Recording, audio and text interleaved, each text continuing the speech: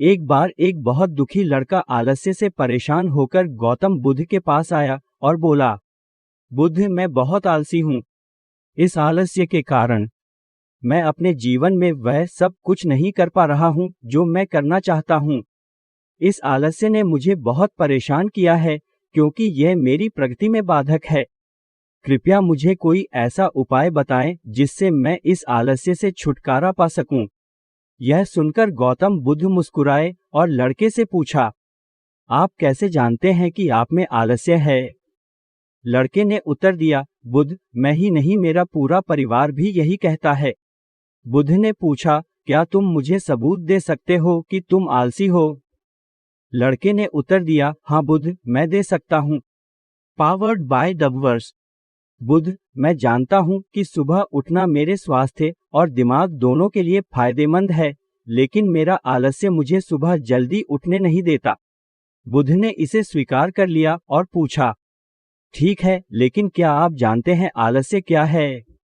लड़के ने कबूल किया, बुद्ध, मैं नहीं जानता कि आलस्य क्या है, लेकिन जो भी है वह मेरे जीवन और मेरे परिवार के लिए बहुत बुरा है। Powered by the verse. आलस्य एक मनस्थिति, एक भावना और एक विचार है जो हम मनुष्य जाने अनजाने अपने अंदर पैदा कर लेते हैं।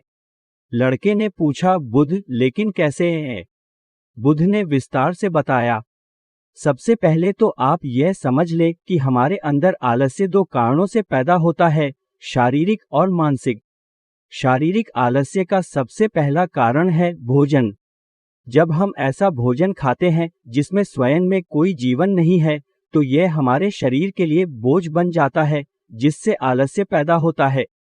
इसलिए अगर आप आलस्य से बचना चाहते हैं तो अपने आहार में आसानी से पचने योग्य प्राकृतिक खाद्य पदार्थों को शामिल करना शुरू कर दें। शारीरिक स्तर पर आलस्य का एक अन्य कारण चलते, बैठते और लेटते समय गलत मुद्रा है। बुद्ध ने आगे कहा, यदि आप आश्रम के भिक्षुओं को ध्यान से देखेंगे तो आपको उनकी गतिविधियों में एक विशेष प्रकार का संतुलन नजर आएगा। वे अपने पैरों के बीच समन्वय बनाए रखते हैं।